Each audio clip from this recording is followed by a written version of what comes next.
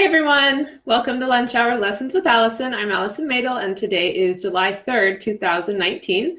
Every week on Wednesdays at 12:30 I come to you live to introduce a topic related to nutrition and health that I think is interesting and give you a lesson to take with you into your daily life. If you like what you hear, feel free to comment or like this video. And as always, I post a transcript of each lesson on my blog at AllisonMädl.com. This week's topic is inflammatory vegetable oils.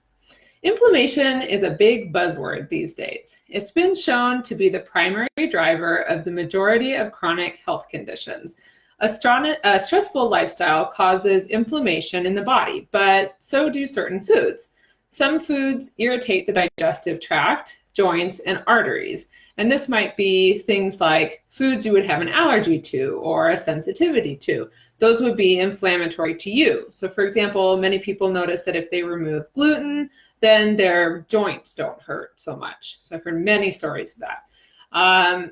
Industrial vegetable oils, which is our topic today, they don't cause inflammation due to allergies or sensitivities, basically because it's almost impossible to be allergic to an oil, but rather they're processed in a way from raw material to what's on the shelf that causes them to go rancid or go bad. And consuming rancid oils is irritating to the body and causes inflammation.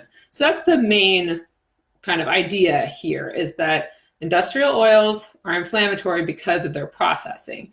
And they really should be kind of more treated delicately like some other polyunsaturated oils.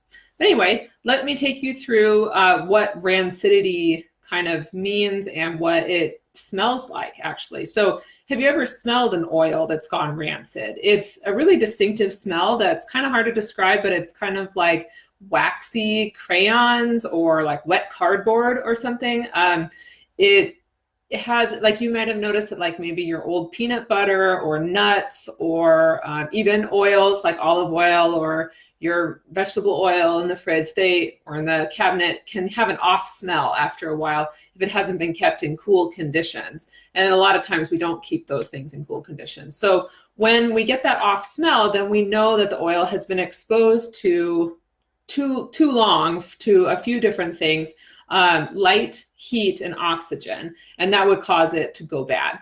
So contrary to what we've been led to believe, research now shows that industrial vegetable oils such as soybean oil, corn oil, canola oil, which is especially confusing because we've been told that that's heart healthy. So those are the big ones: soybean oil, corn oil, and canola oil. They are not heart healthy because they're very susceptible to going rancid in the first place, and then their processing itself makes them even more rancid. So how do they get rancid before they get to the supermarket shelf? And why won't you actually smell it when you open up a new bottle? The primary reason is that it's a really complicated and labor-intensive process to extract oil from soybeans, corn, and rapeseed. Rapeseed is where canola comes from. And the process requires sophisticated machinery to, for example, soybeans. You have to crack the soybeans, heat them up to about 190 degrees, then use a solvent called hexane, which extracts the oil from the seed. And hexane is a significant component of gasoline. So it's a chemical process that actually extracts the oil from the seed, versus things like olive oil or coconut oil. It's more of a mechanical process that is more gentle and doesn't raise these seeds to high temperature. So after it's been extracted with hexane, the oil smells pretty bad because it's now rancid because of that heat treating and the hexane. And so a process, what's called deodorization, or taking the smell out, has to take place. And so this involves injecting the soybean oil with steam under sufficiently high temperature high pressure to vaporize the free fatty acids and the smelly compounds.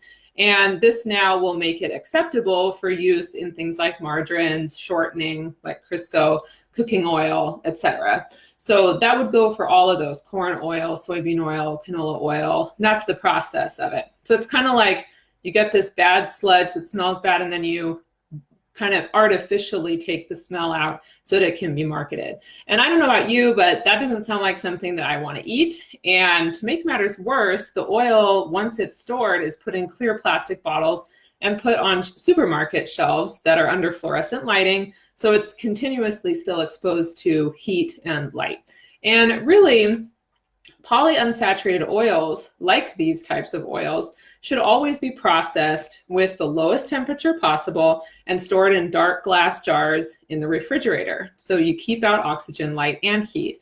And you do see this with things like flaxseed oil, which is a polyunsaturated oil like soybean oil and such, but it's treated totally differently. And if you need to find flaxseed oil, it's usually in the refrigerator in a health food store. Unfortunately for us, most restaurants cook their foods in soybean oil or canola oil, and pretty much all fried food in restaurants is fried in these oils, which are already rancid by the time that you put the food in to fry, and then you heat them up to extremely high temperatures to fry them, and it just gets really bad, really unhealthy. So that's one of the reasons why eating out in restaurants really frequently, even if you're choosing healthy options, cannot be so healthy if you don't know what the oils are that they're cooking in.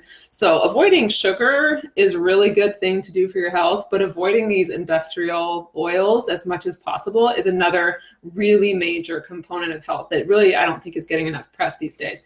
And the reason is, again, because that oil is already rancid, the body doesn't recognize it well as food, it causes an inflammatory response. And so conditions like heart disease, diabetes, high blood pressure, all of those can be exacerbated or made worse by overconsumption of these oils. So the bottom line is that we don't want to purchase like generic vegetable oil. It'll just be called vegetable oil. And that, if you look on the label, is usually a blend of like soybean oil and corn oil and maybe cottonseed oil or some of the other names of it. So watch out for the labels. You really don't want to be consuming that at all. You can just throw it away if it's in your kitchen. Things like store-bought potato salad. I mean, it's almost the 4th of July, barbecues are going. So if you look on the labels of those, probably made with soybean oil, mayonnaise, and things like that. So you'd want to choose alternatives like olive oil or avocado oil for salad dressings and mayonnaise, and coconut oil, butter, or lard for cooking and frying. Really, coconut oil and lard for frying. Butter might burn. Ghee, you can use ghee or clarified butter for frying. So that's like the pure fat. So that's all the time we have for today. Be sure to tell a friend this week's lunch hour lesson, which is industrial vegetable oils are difficult to process and are not heart healthy. Industrial vegetable oils are difficult to process and are not heart healthy. Like my page to get the weekend tip that comes out on Saturday morning, and I'll see you next week. Bye for now.